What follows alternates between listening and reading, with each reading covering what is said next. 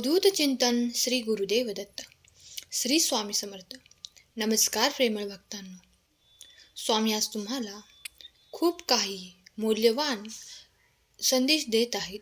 तो तुम्ही शेवटपर्यंत ऐकावे अशी स्वामींची आज्ञा आहे.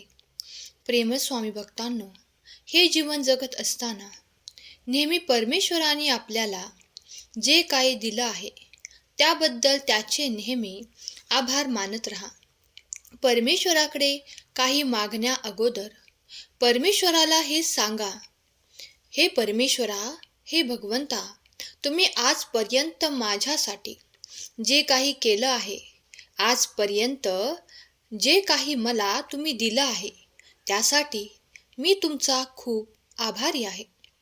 बाळांनो, आपण फक्त देवाकडे मागत असतो, परंतु आपल्याला जे सर्व काही देवाने दिले त्यासाठी देवाला कधीच धन्यवाद देत नसतो. तर ही सर्वात मोठी चूक आहे. कारण परमेश्वराकडे फक्त मागायचं नसतं, तर परमेश्वराने आपल्याला जे काही दिलं आहे त्याबद्दल काहीच विचार करायचा नाही. तर असं करू नका. परमेश्वराकडे काहीतरी मागण्या अगोदर हे लक्षात ठेवा की जे काही दिलंय त्यामध्ये समाधानी राहिलं पाहिजे. जे काही दिलं त्यासाठी देवाचे वेळोवेळी आभार माना. माणूस हा उपकार विसरत असतो. देवाने आपली एखादी इच्छा पूर्ण केली की आपण पुन्हा देवाचं नावच घेत नाही. परमेश्वर म्हणूनच प्रत्येकाला सर्व काही गोष्टी देऊ शकत नाही. कारण प्रत्येकाला सर्व काही मिळाले तर देवाची किंमत शून्य असेल. सर्वांकडे सर्व काही असेल तर कोणीच देवाकडे लक्षसुद्धा देणार नाही. जो तो ज्याच्या त्याच्या अहंकारामध्ये राहील. म्हणूनच प्रत्येक व्यक्तीला देवाने काही ना काही गोष्टीची कमी जरूर दिली आहे. कारण देवाला माणसाचा स्वभाव माहीत आहे. माणसाला ज्या दिवशी सर्व काही प्राप्त होतो तो त्यावेळेस स्वतंत्र होतो. त्यावेळेस त्याला कोणाचीच पर्वा उरत नाही. म्हणून माणसाचा हा स्वभाव बघूनच देवाने हे नियोजन केले आहे. आणि देवाचे नियोजन कधीच चुकत नाही, हे नेहमी लक्षात ठेवा. परमेश्वर होते, परमेश्वर आहेत आणि परमेश्वर कायम राहतील आणि त्यांचे नियमही कायमस्वरूपी तेच राहतील. म्हणून त्यांच्या नियमांमध्ये राहा. आपल्याला एखादी गोष्ट मिळाली तर तिचा गर्व करू नका, अहंकारी बनू नका. मनापासून आजचा हा संदेश शेवटपर्यंत ऐकला तर जीवनात नक्कीच काहीतरी चमत्कार होईल. म्हणून आजचा हा संदेश शेवटपर्यंत ऐका. बाळांनो, परमेश्वराबद्दल तुम्ही जी काही माहिती ऐकत आहात, जी माहिती घेत आहात, ती खूप थोडी माहिती आहे. परमेश्वर त्या पलीकडे खूप मोठे आहेत. कथा पुराणांमध्ये परमेश्वराचे जे अनुभव सांगितले गेले आहेत ते सुद्धा नक्कीच खरे आहेत. बाळांनो, परमेश्वराला आपण जाणून घ्यायला हवं. परमेश्वराने सांगितलेल्या प्रत्येक नियमाचे पालन करायला हवं. परमेश्वराने आपल्याला ज्या मार्गाने जायला सांगितले ते मी त्याच मार्गाने जावे त्यासाठी स्वतःची बुद्धी तिथेच वापरा जिथे गरज आहे. जिथे सर्व काही धार्मिक गोष्टींवर अवलंबून आहे तिथे स्वतःची बुद्धी वापरू नका.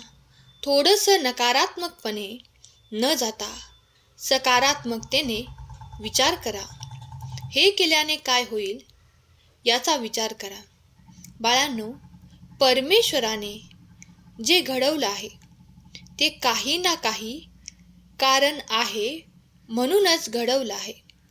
कारण या पृथ्वी तलावर कुठलीही गोष्ट कारणाशिवाय होत नाही. प्रत्येक गोष्टी मागे काहीतरी हेतू नक्कीच असतो. आज तुम्हाला काही वाईट अनुभव आला असेल तर त्यामागे नक्की काहीतरी हेतू असणारच आहे.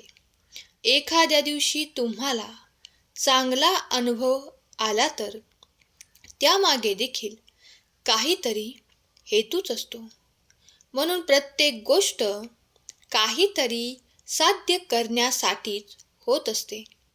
तुम्हाला तुमच्या कुटुंबामध्येच जन्म का दिला, हेही एक प्रश्न आहे. आणि त्या प्रश्नाचे उत्तरही कधी ना कधी तुम्हाला एखाद्या अनुभवातून मिळणार आहे. फक्त अनुभवातून शिकायला काहीतरी मिळतंय हे महत्त्वाचे आहे. परंतु अनुभव येतही असून तुम्ही शिकत नसाल तर तुम्ही खूप अज्ञानी आहात.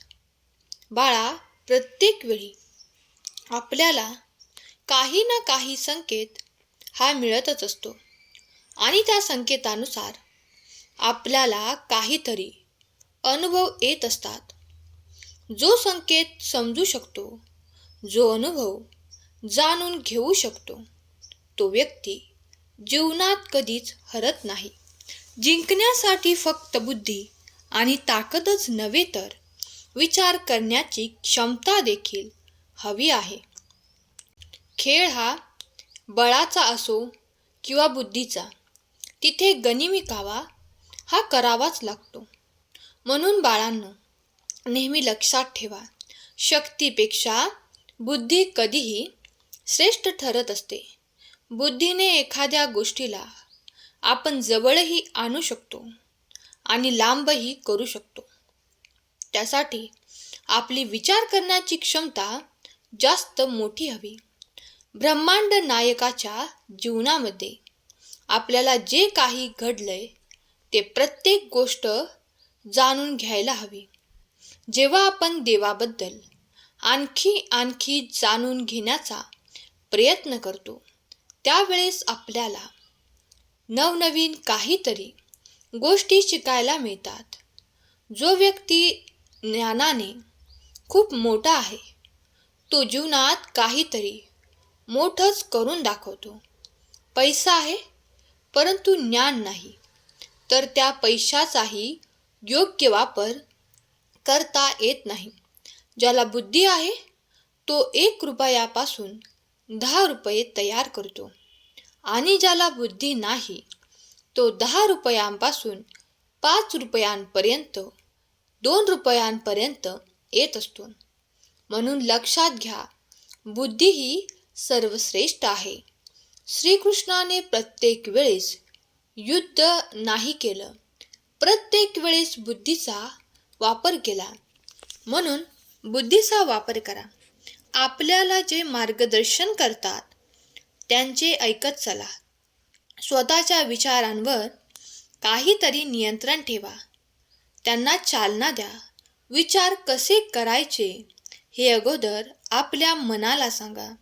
नाहीतर विचार करताय आणि ते फक्त विचार चुकीचे करताय तर मग जीवनात तुमच्या फक्त नकारात्मकता असेल. विचार माणसाने तेच करावे ज्याचा आपल्याला फायदा आहे, ज्याच्यापासून आपलं काहीतरी चांगलं होणार आहे असेच विचार करा. विनाकारण याचं वाईट होईल, त्याचं वाईट होईल, विनाकारण यांनी हे केलं, त्यांनी ते केलं, लोकांबद्दल विचार करूच नका. करायचाय तर स्वतःबद्दल विचार करा. स्वतःच्या प्रगतीबद्दल विचार करा. काहीतरी 4 पैसे कमावण्याचा विचार करा, ना की नकारात्मक विचार करा. बाळांनो, जसा विचार तसेच आयुष्य आणि जसे आयुष्य तसेच भविष्य. म्हणून भविष्यात तुम्हाला मोठं व्हायचं असेल तर तुम्हाला आत्तापासून सुरुवात करावी लागेल. सर्व काही फक्त तुम्ही परमेश्वरावर सोडून देत असाल आणि स्वतः काहीच करत नसाल तर त्याचा काहीच फायदा तुम्हाला होणार नाही. परमेश्वराची भक्ती नक्की करा. परमेश्वराने जी काही सेवा दिली आहे, जी काही पूजा आहे, ते सर्व काही करा. परंतु त्याचबरोबर आपलं कर्म कधीच विसरू नका. कारण ज्याचं कर्म चांगलं असतं त्याला देवाने जरूर प्रत्येक चांगल्या गोष्टीसाठी त्याची निवड केलेली असते. म्हणून आपले कर्म आपल्या हातात आहेत. देवाच्या हातामध्ये सर्व काही सोपवून द्या. परंतु देव आपली परीक्षा बघतो आहे. एक दिवस सर्व काही बदलणार आहे. फक्त विश्वास ठेवा. देवाची कृपा तुमच्यावर देखील होणार आहे. परमेश्वराने ज्या दिवशी या पृथ्वी तलावर तुम्हाला जन्माला घातलं त्याच दिवशी तुमचं भविष्य त्यांनी लिहून ठेवलं आणि जे व्हायचं आहे ते होणारच आहे. तुम्ही कितीही अडवण्याचा प्रयत्न केला तरी ते कुणी रोखू शकणार नाही. कोणी रोखू शकेल तर ते फक्त तुमचं कर्म. तुमच्या भविष्यात जरी वाईट लिहिलं असलं आणि तुमचं कर्म चांगलं असलं तर भविष्यात तुमचं वाईट होणार नाही. कारण देवाला माहीत आहे हा चांगला माणूस आहे. याने आतापर्यंत फक्त चांगल्या गोष्टी केल्या आहेत. थोड्याफार चुका होतच असतात. त्या चुकांना सावरून त्याने पुन्हा नव्याने सुरुवात केली आहे. देवाला माहीत आहे की तुमच्यात खूप आत्मविश्वास आहे.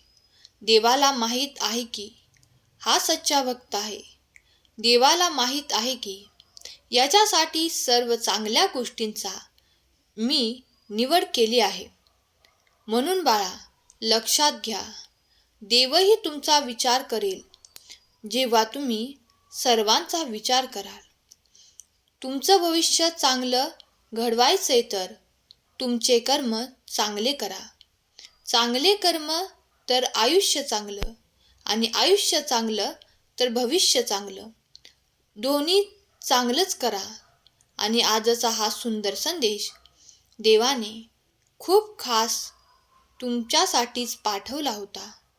म्हणून हा सुंदर संदेश तुम्हाला खरोखर मनापासून आवडला असेल तर संदेशाला लाईक करा आणि असेच नवनवीन सुंदर संदेश दररोज ऐकण्यासाठी या भक्तिमय चॅनलला सबस्क्राईब करून ठेवा.